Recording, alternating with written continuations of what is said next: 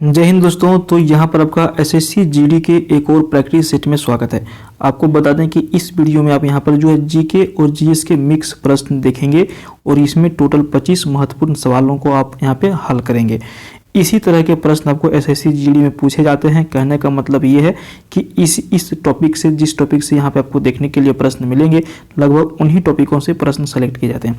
तो टोटल आपको 25 सेलेक्टेड प्रश्न का यहाँ पे क्विज देखने के लिए मिलेगा।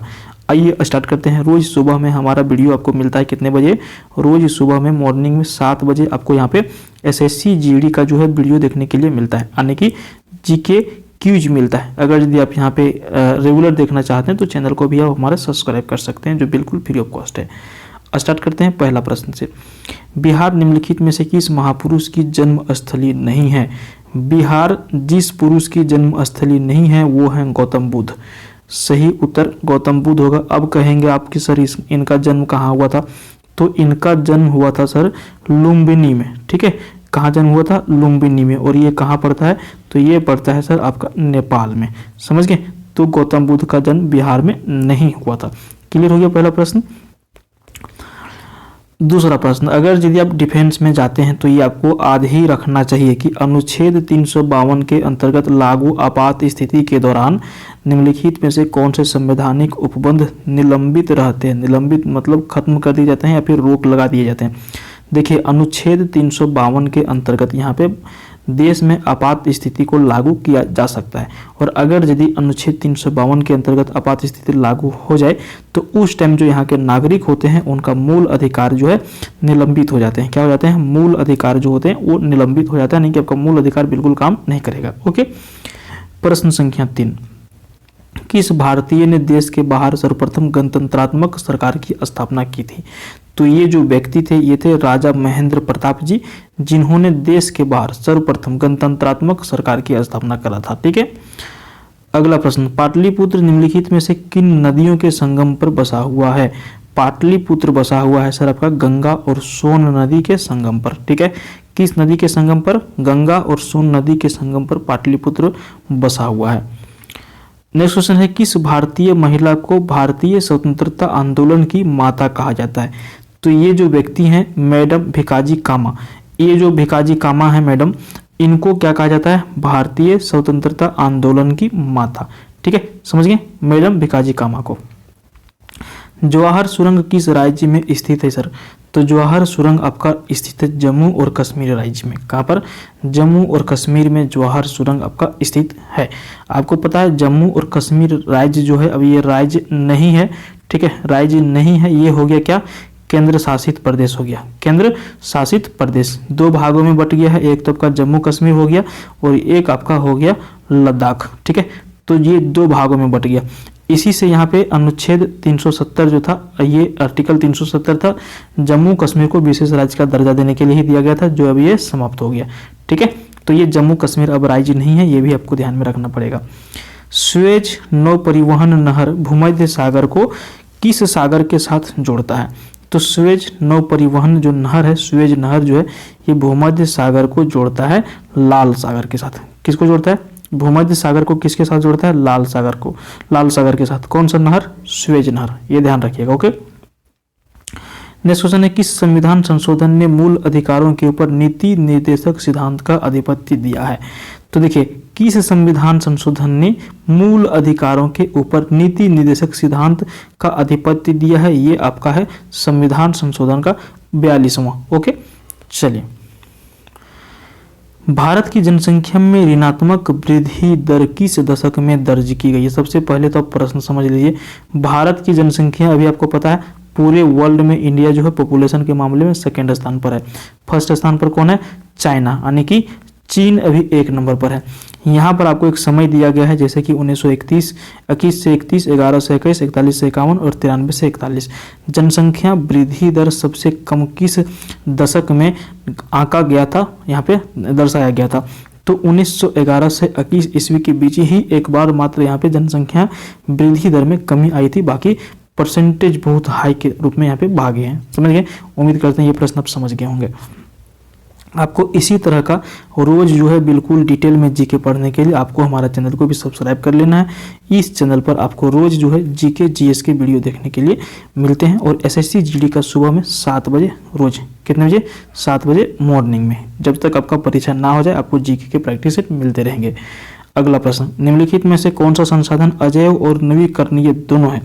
तो ये जो संसाधन आपका है जल, जो क्या है अजैव और नवीकरणीय संसाधन है। ओके, नेक्स्ट क्वेश्चन 11 नंबर, निम्नलिखित में से कौन सा नगर राष्ट्रीय राजधानी क्षेत्र में नहीं आता है? और इसका जो सही आंसर होगा मथुरा। क्या हो जाएगा? मथुरा जो हो जाएगा ये राष्ट्रीय राजधानी क्षेत्र यानी कि दिल्ली के अंतर्गत नहीं आता है। मथुरा सही आंसर होगा, मथुरा नहीं आता है। भारत की किस नदी को वृद्ध गंगा कहा जाता है? बस आप इतना ही याद रखिए, वृद्ध गंगा भारत की, आपके मुंह पर होना चाहिए गोदावरी। ठीक है, गोदावरी भारत की वृद्ध गंगा कहा जाता है। तंजानिया की राजधानी क्या है निम्नलिखित में से? तो तंजानिया की राजधानी आपका दार ए सलाम।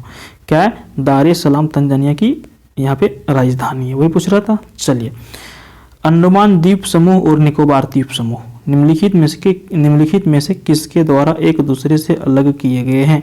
तो देखिए, अंडमान द्वीप समूह जो है और निकोबार द्वीप समूह है, इसको अलग करने का जो एक दूसरे को जो ये अलग करता है वो है आपका 10 डिग्री चैनल। क्या होगा? 10 डिग्री चैनल। समझिए, ये 10 डिग्री सेल्सियस नहीं समझ आइएगा, इसको हम ऐसे समझाने के लिए लिख दिए। 10 डिग्री चैनल जो है अंडमान द्वीप समूह और निकोबार द्वीप समूह को एक दूसरे से अलग करता है। ओके, अगला प्रश्न 15 नंबर देखिए, पृथ्वी के वायुमंडल की कौन सी परत जो है, परत, इसको परत पढ़िएगा, परत रेडियो तरंगों को वापस पृथ्वी के पृष्ठ पर प्रवर्तित करती है? करेक्ट आंसर होगा आयन मंडल। ठीक है, आयन मंडल इसका सही आंसर हो जाएगा। भारतीय संविधान का अनुच्छेद 370 परिमुष्ट करता है, ये क्या करता है? तो अभी हमने आपको जब आपको बता रहा था जम्मू कश्मीर के बारे में, उस टाइम हमने आपको ये आर्टिकल के बारे में बता दिया है कि आर्टिकल 370 जो है जम्मू कश्मीर को विशेष राज्य का दर्जा देता था। ठीक है, तो क्या आंसर होगा? राज्य के लिए विशेष स्थिति को दर्शाने के लिए जम्मू कश्मीर को यहाँ पे 370 के अंतर्गत इनका व्याख्या किया गया था। अगला प्रश्न है, निम्नलिखित में से कौन सा युग्म सही नहीं है? तो देखिए, युग्म जो सही नहीं है वो है अमीर खुसरो और सरोद, ये बिल्कुल गलत है। बाकी भीमसेन जोशी गायन से संबंधित थे, उत्पल दत्त फिल्म से संबंधित थे और शंभू महाराज कथक से संबंधित थे। अमीर खुसरो सरोद से संबंधित नहीं थे। ओके, करेक्ट आंसर ऑप्शन ये। 110 मिलियन लीटर ईंधन प्रति वर्ष की उत्पादन क्षमता वाला संसार का विशालतम जैव ईंधन संयंत्र स्थापित किया गया है किस देश में? सही उत्तर क्या होगा? चीन देश में। क्या सही आंसर हो जाएगा? चीन देश में। यहाँ पर जो है 110 मिलियन लीटर ईंधन प्रति वर्ष की उत्पादन क्षमता वाला संसार का विशालतम जैव ईंधन संयंत्र स्थापित किया गया है। ओके, देखिए, निम्नलिखित में से केंद्रीय विश्वविद्यालय कौन सा है? देखिए, यहाँ 4 ऑप्शन दिए गए हैं, कोलकाता विश्वविद्यालय, डिब्रूगढ़ विश्वविद्यालय, पांडिचेरी विश्वविद्यालय, कुरुक्षेत्र विश्वविद्यालय। अब आपको लगेगा सर कुरुक्षेत्र भी होना चाहिए, कलकत्ता भी होना चाहिए, लेकिन नहीं, केंद्रीय विश्वविद्यालय इसमें से जो है पांडिचेरी विश्वविद्यालय सही आंसर होगा। ओके, चलिए, विश्व स्वास्थ्य संगठन के अनुसार बर्ड फ्लू, ठीक है, जो बर्ड वर्ड लिखा हुआ है, बर्ड मतलब कि पंछी वाला जो फ्लू होता है, सो बर्ड फ्लू के वायरस का संचरण उस भोजन के माध्यम में नहीं हो सकता जिसे पकाया गया हो 70 डिग्री सेल्सियस के ऊपर। ठीक है, 70 डिग्री सेल्सियस के ऊपर अगर यदि कोई भोजन पक जाता है तो वहाँ पे बर्ड फ्लू जो वायरस हो वो ये काम नहीं करता है। समझिए, अभी वायरस, कोरोना वायरस फिर से आ रहा है, चीन में जो है धमाल मचा दिया। चीन में क्या हुआ? धमाल मचा दिया। और उम्मीद है कि अगला 1 महीना में यहाँ पे ऐसा आंकड़ा लगाया जा रहा है। न्यूज आप देखते होंगे तो आपको पता चलता होगा कि अगला 1 महीना में इंडिया में भी यहाँ पे कोरोना का दस्तक बहुत तेज रहेगा। इसलिए आप लोग अभी से ही गाइडलाइन को पालन करिएगा। एसएससी जीडी आने की जब तक कोरोना है तब तक आपको एसएससी जीडी में एक नौकरी आपको पक्का कर लेना है। बाकी दुनिया रहे चाहे जाए, आपको लेना देना नहीं। एक सीट के लिए आप लड़िए और इस तरह लड़िए कि एक सीट आपका हो। बस यही हमारा भी ऊपर वाले से दुआ रहेगा आपके लिए। आइए 21 नंबर प्रश्न करते हैं इसी बात के ऊपर। अंतर्राष्ट्रीय तिथि रेखा कौन सा है निम्नलिखित में से? तो 180 डिग्री पूर्व देशांतर जो है ये अंतर्राष्ट्रीय तिथि रेखा है। समझ गए? अगला प्रश्न देखिए, एक ही समय में गरजती धारा अनुभव करने वाली जगहों को जोड़ने वाली रेखाओं को क्या कहा जाता है? तो एक ही समय में गरजती धारा अनुभव करने वाली जगहों को जोड़ने वाली जो रेखा होती है उसको कहा जाता है आइसोब्रोंट। क्या कहा जाता है? आइसोब्रोंट कहा जाता है। निम्नलिखित में से कौन सा देश संयुक्त राष्ट्र संघ के सुरक्षा परिषद का अस्थायी सदस्य नहीं है?